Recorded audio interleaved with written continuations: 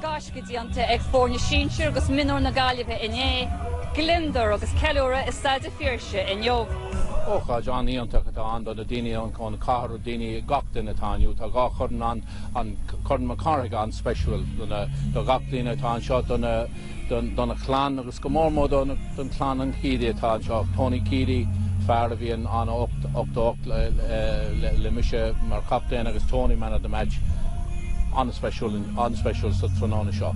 Well, bhí má borca chróclíné le a chuirde lug a bhí an atmosféran a bhí chulaganna scréchaile bhí chulana chosásta ar bhrú gáile. Tá móthas maithas mud a chuir maicí teagas bhain mud i ceúra go dtí tám se chéhín heile. Hosa sé trúí de sáin nuair bhín thusa blockia, chulaganna le chéile ach hiicmuid go mag rá si seo teachtaháile.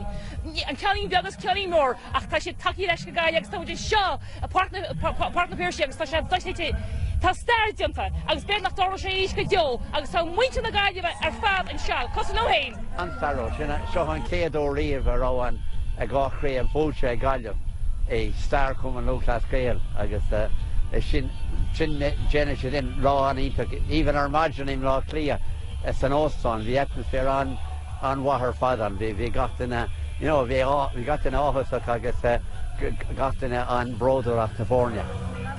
Os cin scór míle duine ceaptar bhais an seo agus tá rá héin ag chulaganna gonneimúir is gár. Tá cínta Joe Canning go is go bháinach.